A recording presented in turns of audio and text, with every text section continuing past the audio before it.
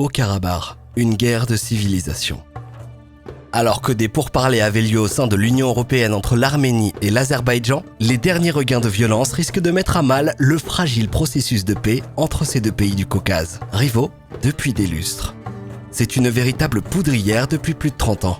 Le 3 août 2022, l'Azerbaïdjan a affirmé avoir pris le contrôle de plusieurs positions et détruit des cibles arméniennes du Haut-Karabakh lors d'une escalade qui a fait au moins 3 morts et ravivé le risque d'une guerre d'ampleur. Les dernières nouvelles font état du décès de dizaines de soldats de part et d'autre dans des bombardements interfrontaliers. Situé officiellement sur le territoire de l'Azerbaïdjan et à proximité de l'Arménie, le Haut-Karabakh est une enclave montagneuse disputée par les deux États du Caucase du Sud. Oscillant entre conflits armés, cessez-le-feu temporaire et interventions étrangères, la région connaît depuis 2020 un retour des conflits armés. Un peu d'histoire. La population originelle du Haut-Karabakh, ou Artsakh, est originellement constituée d'autochtones et de tribus nomades du Caucase, auxquels se mêle un élément arménien. Ce territoire est intégré au royaume d'Arménie dès le IIe siècle avant Jésus-Christ, soit à l'époque des rois artaxiades. Au sein de ce royaume, la région est incluse dans la province historique d'Artsakh. La ville de Tigranakert y est fondée à l'époque artaxiade. Il y reste même aujourd'hui les ruines d'une ancienne église arménienne datant du 5e et 7e siècle, 2 des murailles de la cité, ainsi que des tours de style hellénistique. Cette ville fait partie d'un groupe de cités antiques portant le même nom en l'honneur du roi Tigran II d'Arménie, bien que certains historiens font remonter la période de fondation de cette ville à l'époque de Tigran Ier. En l'an 387, l'Empire romain et l'Empire sassanide arrivent à conclure un traité de paix qui scinde l'Arménie historique en deux. Dans ce cadre, l'Artsakh et l'Outik, une autre région arménienne historique, sont intégrés au territoire de l'Albanie du Caucase. Rien à voir avec cette Albanie. Ce territoire devient alors un grand allié des Sassanides. À la même époque, le processus d'arménisation s'achève, l'élément non arménien n'étant désormais plus identifiable démographiquement et culturellement. En parallèle, la région voit arriver l'essor du christianisme, impulsé par l'église arménienne et en particulier par le missionnaire Saint Mesrop, appelé aussi Mesrop Martotz. Ce dernier n'est autre que l'inventeur de l'alphabet arménien. Rien que ça, il fonde la ville d'Amaras au IVe siècle et y crée la première école arménienne. Aujourd'hui, la ville d'Amaras est géographiquement située sur le territoire azerbaïdjanais.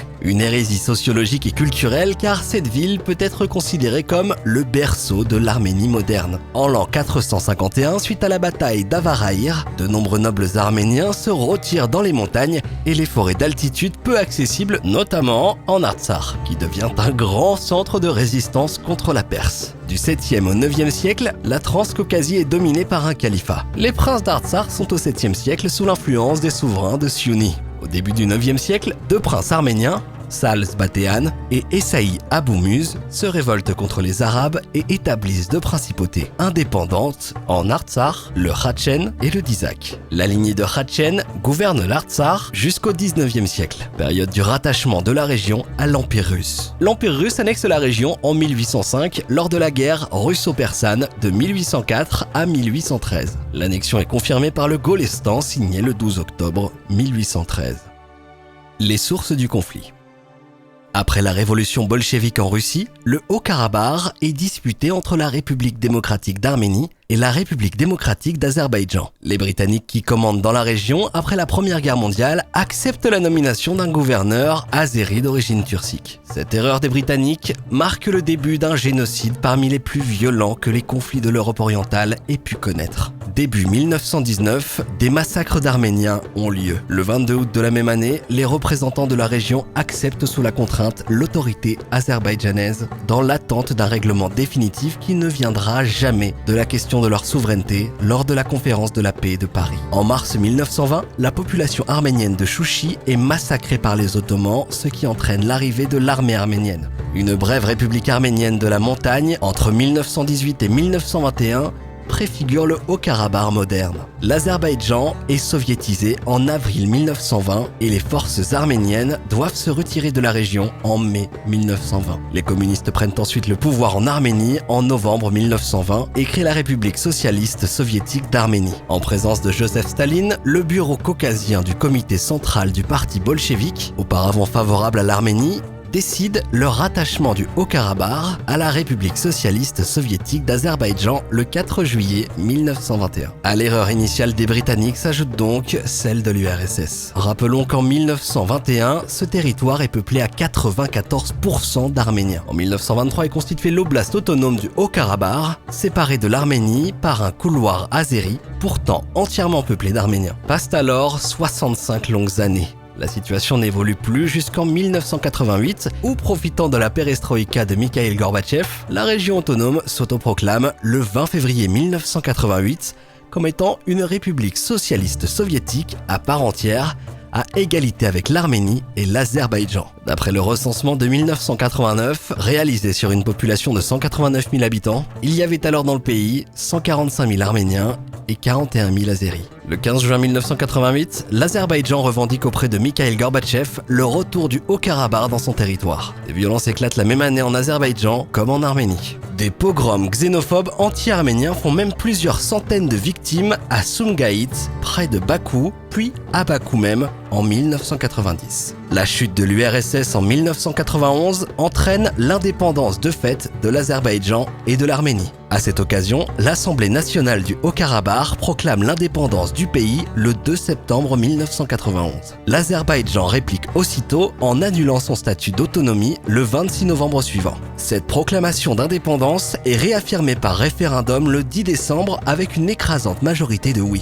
Pour rétablir leur contrôle sur le Haut-Karabakh, les autorités azerbaïdjanaises envoient leur armée. Entre 1990 et 1992, c'est une véritable catastrophe humanitaire qui a lieu dans cette région à la suite du blocus imposé par l'Azerbaïdjan. Les habitants du Haut-Karabakh s'organisent alors pour s'alimenter et se défendre avec l'aide de l'Arménie, repoussant les Azerbaïdjanais. Les affrontements entre Arméniens et Azerbaïdjanais font de nombreuses victimes et de nombreux massacres ont lieu de part et d'autre. En mai 1994, un cessez-le-feu est obtenu et désormais, les négociations pour la résolution finale du conflit sont organisées dans le cadre du groupe de Minsk, une instance créée en 1992 par l'OSCE et coprésidée par la France, la Russie et les États-Unis. Sur le terrain, les violences cessent, excepté quelques escarmouches. En 2016, les violences reprennent entre le 2 et le 5 avril lors de la guerre des 4 jours causée par une attaque azerbaïdjanaise. Le gouvernement arménien reconnaît la perte de 800 hectares de terrain tout en parvenant globalement à contenir l'offensive azerbaïdjanaise. Le 20 février 2017 a lieu un référendum qui porte sur une modification de la Constitution. Celle-ci est approuvée par 76,4% des électeurs qui ont participé. Le oui a obtenu 87,6% des suffrages exprimés, le non 9,7% et 2,7% ont voté blanc ou nul. 104 observateurs électoraux de plus de 30 pays étaient présents lors du référendum, dont 3 députés européens, Frank Engel du Luxembourg, Eleni Teocharous de Chypre et Jaromír Stetina de République tchèque. L'ancien ambassadeur allemand à Erevan, Hans-Jochen Schmidt, était également présent, tout comme l'ancien député européen allemand Hans-Jürgen Záhorka. Le pays change de nom et devient la République d'Artsakh, dirigée alors directement par son président. La guerre de 2020.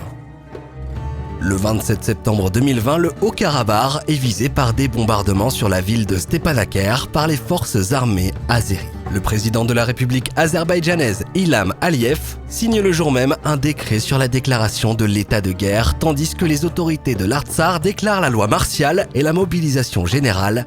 C'est la guerre. Le gouvernement arménien annonce lui aussi la mobilisation générale ainsi que la mise en place de la loi martiale dans la foulée des dirigeants du Haut-Karabakh. Le premier ministre Nikol Pachinian déclare que les deux pays sont proches d'une guerre d'envergure. Le président turc Erdogan assure l'Azerbaïdjan du soutien turc avec tous leurs moyens. L'Arménie accuse directement, début octobre 2020, la Turquie d'envoyer des mercenaires djihadistes depuis le théâtre syrien dans la zone disputée. Et selon l'Observatoire syrien des droits de l'homme, au moins 850 combattants pro-Ankara y auraient été envoyés. Des mercenaires libyens sont également déployés par le gouvernement turc. On peut largement douter des faibles chiffres annoncés par l'OSDH, car cette ONG basée en Angleterre est proche de la confrérie des frères musulmans. Selon Alain Chouet, ancien responsable de la DGSE, l'Observatoire syrien des droits de l'homme fonctionne sur fonds saoudiens et qataris. Il est en fait une émanation de la confrérie des frères musulmans et il est dirigé par des militants islamistes dont certains ont autrefois été condamnés pour activisme violent. Le 1er octobre 2020, l'Arménie rappelle son ambassadeur en Israël pour protester contre les ventes d'armes israéliennes à son rival azerbaïdjanais. Début novembre 2020, la moitié de la population du Haut-Karabakh a fui la région alors que l'armée azérie poursuit son avancée vers l'ouest. Un accord de cessez-le-feu est finalement signé le 10 novembre 2020.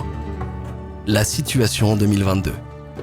En 2022, c'est surtout l'Union européenne, sous supervision de Charles Michel et du président français Emmanuel Macron, qui s'intéresse le plus à la question arménienne. Le président Macron a annoncé en mars 2022 qu'après avoir réalisé un gros effort humanitaire, il souhaite mettre en place des coopérations plus profondes, plus pérennes, pour aider l'Arménie sur la durée, notamment la création de l'Institut français d'Arménie, souhait de Charles Aznavour, la mise en place d'un important programme de formation, de préservation, de valorisation du patrimoine culturel et religieux arménien, conduit par l'Institut national du patrimoine, et le souhait que l'UNESCO puisse apporter tout son soutien et son expertise pour préserver tout le patrimoine de la région, en dehors des considérations politiques. D'un point de vue diplomatique et militaire, la France signale sa préoccupation quant à l'Arménie dans la dynamique actuelle de la guerre en Ukraine. Mais la marge de manœuvre française est mince en dehors des relations classiques avec l'Arménie sur le patrimoine et la culture, la zone d'influence étant russe pour l'Arménie et turque pour l'Azerbaïdjan, Turquie qui n'est pas vraiment l'ami de la France ces derniers temps,